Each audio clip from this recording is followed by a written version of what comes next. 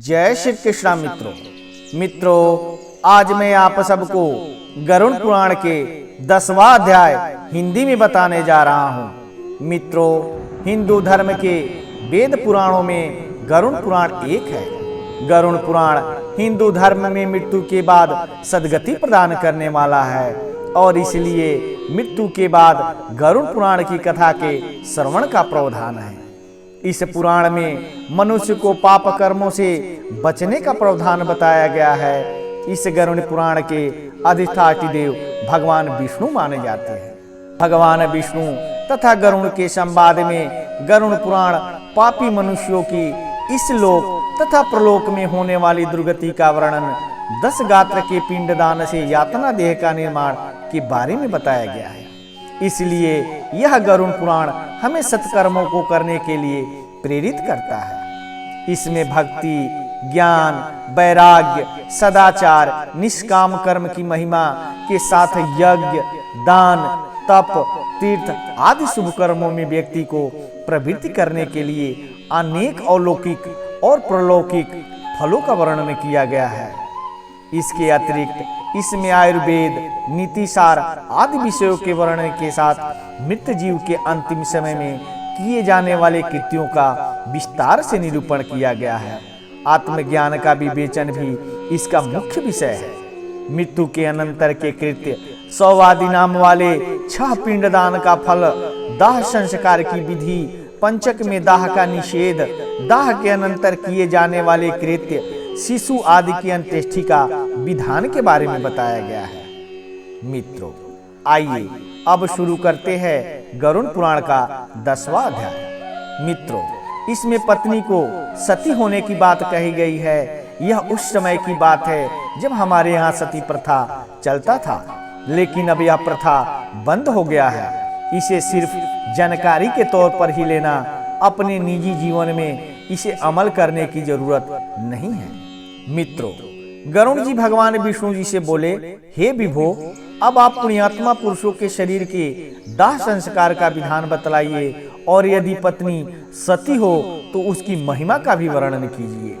मित्रों, गरुड़ जी के बार बार अनुरोध करने पर श्री भगवान ने कहा, हे ताक्षर्य, जिनके और्ध्व दैहिक कृत्यों के करने से पुत्र और पौत्र पितृ ऋण से मुक्त हो जाते हैं, उसे मैं तुम्हें बताता हूँ, इसे ध्यान से सुनो।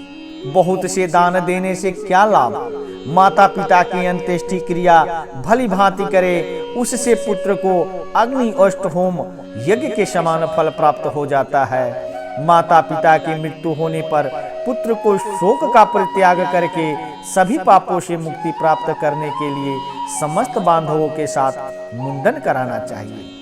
माता पिता के मरने पर जिसने मुंडन नहीं कराया, वह संसार सागर को तरने वाला पुत्र कैसे समझा जाएगा? अतः नख और कांख को छोड़कर मुंडन कराना आवश्यक है। इसके बाद समस्त बांधवों सहित स्नान करके धौत वस्त्र धारण करें, तब तुरंत जल ले आकर जल से 100 को स्नान कराएं और चंदन अथवा गंगा जी की मिट्टी के लेप से तथा मालाओं से उसे विभूषित करें। उसके बाद नवीन वस्त्र से ढककर अपशव्य होकर नाम गोत्र का उच्चारण करे। संकल्प पूर्वक दक्षिणा सहित पिंड दान देना चाहिए। मृत्यु के स्थान पर 100 नामक पिंड को मृत्यु व्यक्ति के नाम गोत्र से प्रदान करना चाहिए। ऐसा करने से भूमि और भूमि के अधिष्ठात्र देवता प्रसन्न होते हैं। इसके पश्चात द्वार देश पर पांथ नामक पिंड मृत के नाम गोत्रादि का उच्चारण करके प्रदान करें। ऐसा करने से भूतादि कोटि में दुर्गति ग्रस्त प्रेत मृत प्राणी को सद्गति में विघ्न बाधा नहीं कर सकते। इसके बाद पुत्र वधू आदि 100 की प्रदक्षिणा करके उसकी पूजा करें। तब अन्य बांधवों के साथ पुत्र को शव यात्रा के निमित्त कंधा देना चाहिए। अपने पिता को कंधे पर धारण करके जो पुत्र शमशान को जाता है, वह पग पग पर अश्वमेघ का फल प्राप्त करता है। पिता अपने कंधे पर अथवा अपनी पीठ पर बिठाकर पुत्र का सदा लालन पालन करता है। उस ऋण से पुत्र तभी मुक्त होता है जब वह अपने मृत पिता को अपने कंधे पर ढोता है। इसके बाद आधे मार्ग में पहुंचकर भूमि का मार्जन और प्रोक्षण करके शव को विश्राम कराएं और उसे स्नान कराकर भूत संज्ञक पितरों का गोत्र नामादि के द्वारा भूत नामक पिंड प्रदान करें। इस पिंड दान से अन्य दिशाओं में स्थित पिशाच, राक्षस, यक्ष आदि उस हवन करने योग्य देह की हवनीयता अयोग्यता नहीं उत्पन्न कर सकती। उसके बाद शमशान में ले जाकर उत्तराभिमुख स्थापित करें। वहां देह के दाह के लिए यथाविधि भूमि का शोधन करें। भूमि का समार्जन और लेपन करके उल्लेखन करें, अर्थात दर्भ मूल से 3 रेखाएं खींचे और उल्लेखन कर्मानुसार ही उन रेखाओं से उभरी हुई मिट्टी को उठाकर ईशान दिशा में फेंक कर उस वैदिक को जल से प्रेक्षित करें। उसमें विधि विधान पूर्वक स्थापित करें। पुष्प और अक्षत आदि से क्रव्याद संज्ञक अग्निदेव की पूजा करें और लोमभ्यः स्वाहा इत्यादि अनुवाक से यथाविधि होम करना चाहिए। तब उस क्रव्याद मृतक का मांस भक्षण करने वाली अग्नि की इस प्रकार प्रार्थना करे कि तुम प्राणियों को धारण करने वाले, उनको उत्पन्न करने वाले तथा प्राणियों का पालन करने वाले हो। यह संसारिक मनुष्य अब मर चुका है, तुम इसे स्वर्ग ले जाओ। इस प्रकार क्रव्याद संज्ञक अग्नि की प्रार्थना करके वहीं चंदन, तुलसी, पलाश और पीपल की लकड़ियों से चिता का निर्माण करें। हे खगेश्वर, उस शव को चिता पर रख करके वहां 2 पिंड प्रदान करें। प्रेत के नाम से एक पिंड चिता पर तथा दूसरा शव के हाथ में देना चाहिए। चिता में रखने के बाद से उस शव में प्रेतत्व आ जाता है। प्रेत कल्प को जानने वाले कतिपय विद्वजन चिता पर दिए जाने वाले पिंड को साधक नाम से संबोधित करते हैं। अतः चिता पर साधक नाम से तथा शव के हाथ पर प्रेत नाम से पिंड दान करे। इस प्रकार 5 पिंड दान प्रदान करने से शव में आहुति योग्यता संपन्न होती है। अन्यथा शमशान में स्थित पूर्वोक्त पिशाच, राक्षस तथा यक्ष आदि उसकी आहुति योग्यता के उपघातक होते हैं।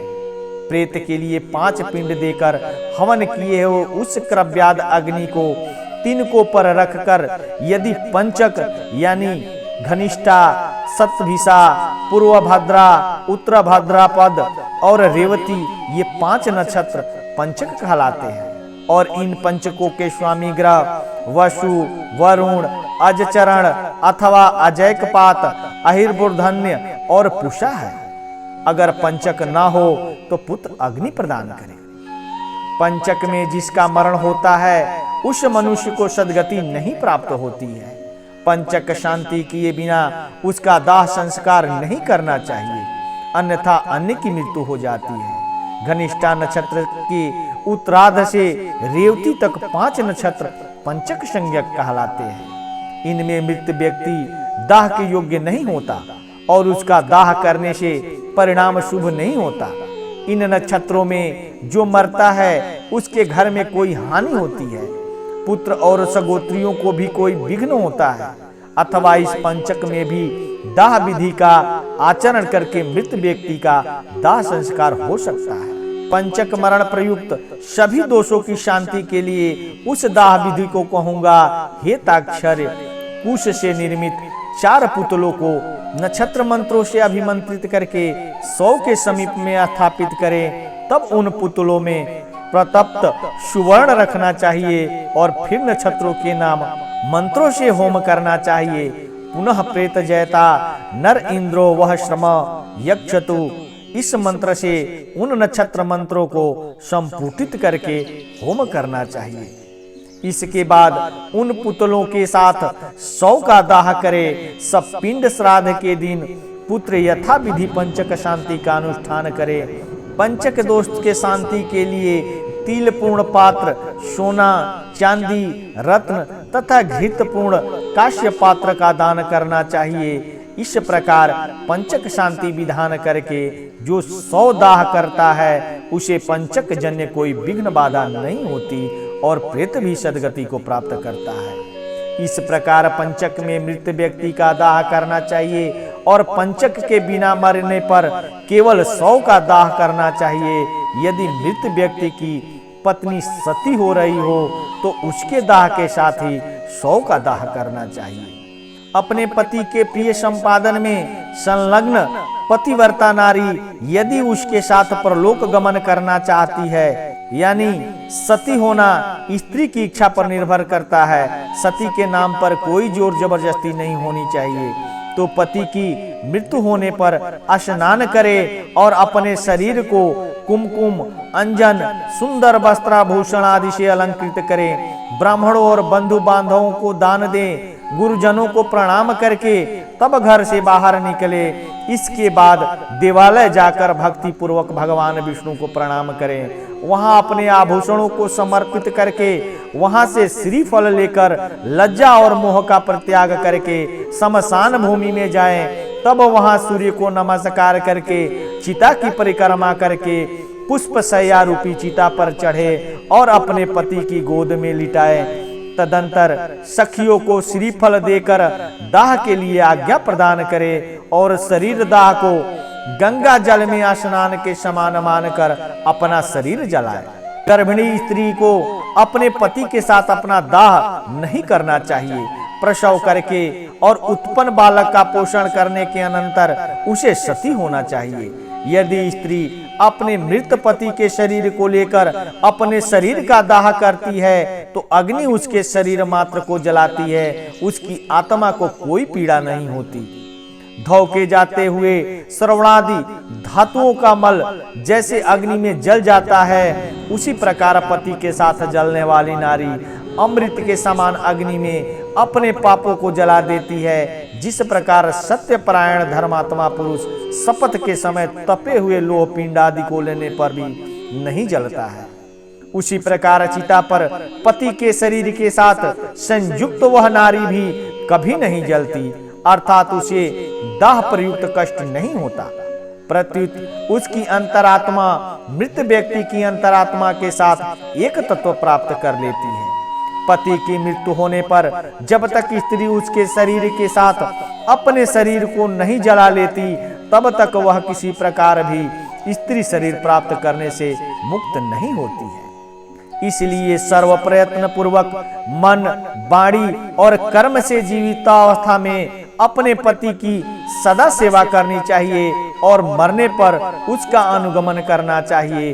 पति के मरने पर जो स्त्री अग्नि में आरोहण करती है, वह महर्षि वशिष्ठ की पत्नी अरुंधति के समान होकर स्वर्ग लोक में सम्मानित होती है। वहां वह पति प्राण नारी अप्सरा गणों के द्वारा सत्यमान होकर 14 इंद्रों के राज्य काल पर्यंत अर्थात एक कल्प तक अपने पति के साथ स्वर्ग लोक में रमण करती है। जो सती अपने भ्राता का अनुगमन करती है, वह अपने मातृकुल, पितृकुल और पतिकुल इन तीनों कुलों को पवित्र कर देती है।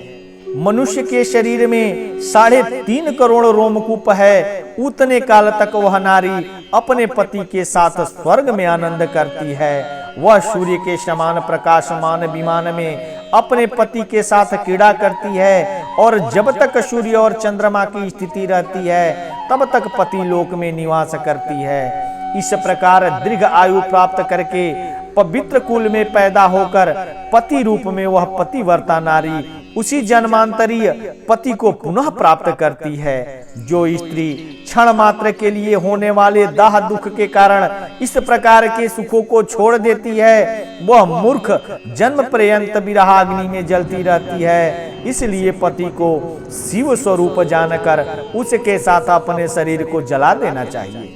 100 के आधे या पूरे जल जाने पर उसके मस्तक को फोड़ना चाहिए। गृहस्थों के मस्तक को काष्ठ से या यतियों से मस्तक को श्रीफल से फोड़ देना चाहिए। पितृलोक की प्राप्ति के लिए उसके ब्रह्मरंध्र का भेदन करके उसका पुत्र निम्न मंत्रों से अग्नि में घी की आहुति दे। हे अग्निदेव, तुम भगवान वासुदेव के द्वारा उत्पन्न किए गए हो, पुनः तुम्हारे द्वारा इसकी तेजोमय दिव्य शरीर की उत्पत्ति हो। स्वर्ग लोक में गमन करने के लिए इसका स्थूल शरीर जलकर तुम्हारा हबी हो, ये तदर्थ तुम प्रज्वलित हो।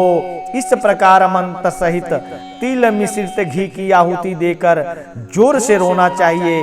उससे मृत प्राणी को सुख की प्राप्ति होती है। दाह के अनंतर स्त्रियों को स्नान करना चाहिए। तत्पश्चात पुत्रों को स्नान करना चाहिए। तदंतर मृत प्राणी के गोत्र नाम का उच्चारण करके तिलांजलि देनी चाहिए। फिर नीम के पत्तों को चबाकर मृतक के गुणों का गान करना चाहिए। आगे आगे स्त्रियों को और पीछे पीछे पुरुषों को घर जाना चाहिए और घर में पुनः स्नान करके गोग्रास देना चाहिए। पत्तल में भोजन करना चाहिए और घर का अन्न नहीं खाना चाहिए। मृतक के स्थान को लीपकर वहां 12 दिन तक रात दिन दक्षिणाभिमुख अखंड दीपक जलाना चाहिए। हेताक्षर्य 100 दाह के दिन से लेकर 3 दिन तक सूर्यास्त होने पर शमशान भूमि में अथवा चौराहे पर मिट्टी के पात्र में दूध तथा जल देना चाहिए। काठ की 3 लकड़ियों को दृढ़ता पूर्वक सूत से बांधकर अर्थात तिगोड़िया बनाकर उस पर दूध और जल से भरे हुए कच्चे मिट्टी के पात्र को रखकर यह मंत्र पढ़े। हे प्रेत, तुम शमशान की आग से जले हुए हो, बांधव से प्रत्यक्त हो। यह जल और यह दूध तुम्हारे लिए है।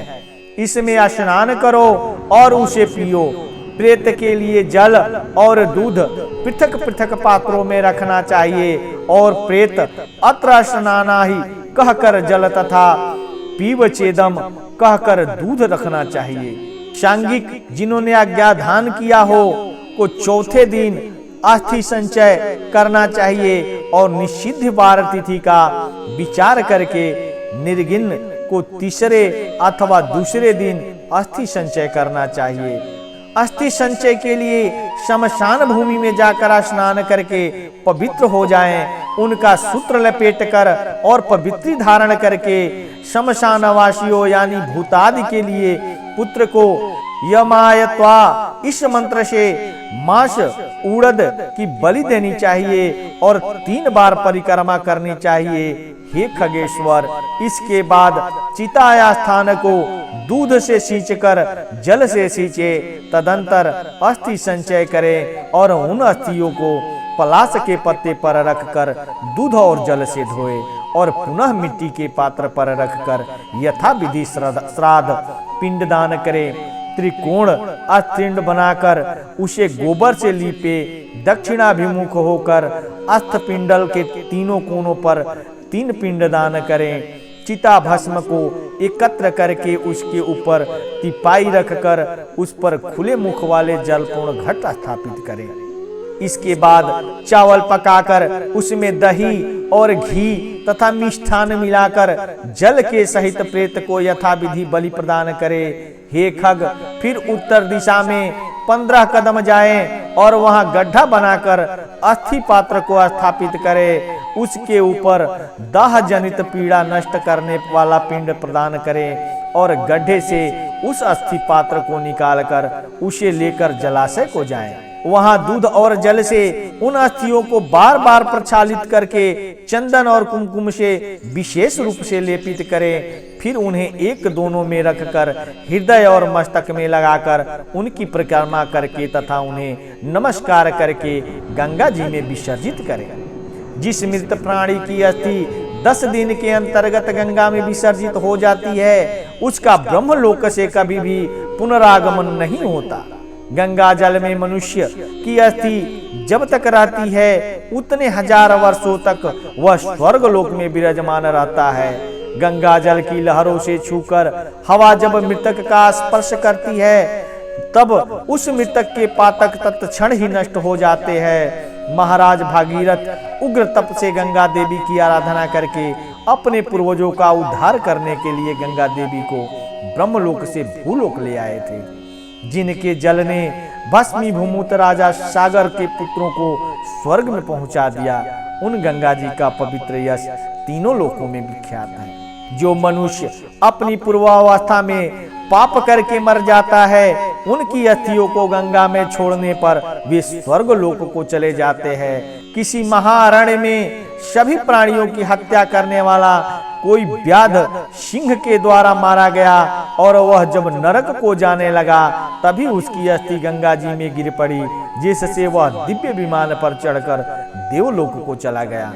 इसलिए सत्पुरुष को स्वतः ही अपने पिता की अस्थियों को गंगा जी में विसर्जित करना चाहिए। अस्थि संचयन के अनंतर 10 गात्र विधि का अनुष्ठान करना चाहिए। यदि कोई व्यक्ति विदेश में या वन में अथवा चोरों के भय से मारा हो और उसका शव प्राप्त न हुआ हो, तो जिस दिन उसके निधन का समाचार सुने उस दिन कुश का पुतला बनाकर पूर्व विधि के अनुसार केवल उसी का दाह करें और उसकी भस्म को लेकर गंगा जल में विसर्जित करें। 10 गात्र आदि कर्म में भी उसी दिन से आरंभ करना चाहिए और सांवत्सरिक श्राद्ध में भी उसी दिन यानी सूचना प्राप्त होने वाले को ग्रहण करना चाहिए।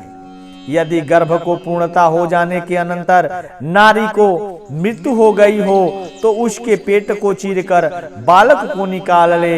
यदि वह भी मर गया हो तो उसे भूमि में गाड़कर केवल मृत शरीर का दाह करें। गंगा के किनारे मरे हुए बालक को गंगा जी में प्रवाहित कर दे और अन्यथा स्थान पर मरे हुए 27 महीने तक के बालक को भूमि में गाड़ दे। इसके बाद की अवस्था वाले बालक का दाह संस्कार करें और उसकी अस्थियां गंगा जी में विसर्जित करें तथा जल पूर्ण कुंभ प्रदान करें तथा केवल बालकों को ही भोजन कराएं। गर्भ के नष्ट होने पर उसकी कोई क्रिया नहीं की जाती, पर शिशु के मरने पर उसके लिए दुग्ध दान करना चाहिए। बालक चूड़ाकरण से पूर्व या 3 वर्ष की अवस्था वाले के मरने पर उसके लिए जल पूर्ण घट का दान करना चाहिए और खीर का भोजन कराना चाहिए। कुमार के मरने पर कुमार बालकों को भोजन कराना चाहिए और उपनीत पौगड़ अवस्था के बच्चों को मरने पर उसी अवस्था के बालकों के साथ ब्राह्मणों को भोजन कराना चाहिए। 5 वर्ष की अवस्था से अधिक वाले बालक की मृत्यु होने पर वह चाहे उपनीत या यज्ञोपवीत संस्कार संपन्न हो अथवा अनुपनीत जिसका यज्ञोपवीत नहीं हुआ हो, पायस और गुड़ के 10 पिंड क्रमशः प्रदान करने चाहिए। पौगड़ अवस्था के बालक की मृत्यु होने पर विशोत्सर्ग तथा महादान की विधि को छोड़कर एकादशाह तथा द्वादशाह की क्रिया का संपादन करना चाहिए। पिता के जीवित रहने पर पौगड़ अवस्था में मृत बालक का सपिंडन श्राद्ध नहीं होता, अतः 12वें दिन उसका केवल एकोदष्टि श्राद्ध करें। स्त्री और शूद्रों के लिए विवाह ही व्रत बंधन स्थानीय संस्कार कहा गया है। व्रत अर्थात उपनयन के पूर्व मरने वाले सभी वर्णों के मृतकों के लिए उनकी अवस्था के अनुकूल समान क्रिया होनी चाहिए। जिसने थोड़ा कर्म किया हो, थोड़े विषयों से जिसका संबंध रहा हो, कम अवस्था हो और स्वल्प देह वाला हो, ऐसे जीव के मरने पर उसकी क्रिया भी स्वल्प ही होनी चाहिए। किशोर अवस्था के और तरुण अवस्था के मनुष्य के मरने पर शय्यादान, विश्रोत्सर्गादि, पददान, महादान और गोदान आदि क्रियाएं करनी चाहिए। सभी प्रकार के सन्यासियों की मृत्यु होने पर उनके पुत्रों आदि के द्वारा ना तो उनका दाह संस्कार किया जाना चाहिए, ना उन्हें तिलांजलि देनी चाहिए और ना ही उनकी 10 गात्रीय क्रिया ही करनी चाहिए, क्योंकि दंड ग्रहण यानी संन्यास ग्रहण कर लेने मात्र से नर ही नारायण स्वरूप हो जाता है। त्रिदंड यानी मन, वाणी और इंद्रियों का संयम ही त्रिदंड कहा गया है। संन्यास ग्रहण करने से मृत्यु के अनंतर उस जीव को प्रतत्व प्राप्त नहीं होता। ज्ञानी जन तो अपने स्वरूप का अनुभव कर लेने के कारण सदा मुक्त ही होते हैं, इसलिए उनके उद्देश्य से दिए जाने वाले पिंडों को भी उन्हें आकांक्षा नहीं होती, अतः उनके लिए पिंडदान और उदय क्रिया नहीं करनी चाहिए। किंतु पितृभक्ति के कारण तीर्थ श्राद्ध और गया श्राद्ध करने चाहिए।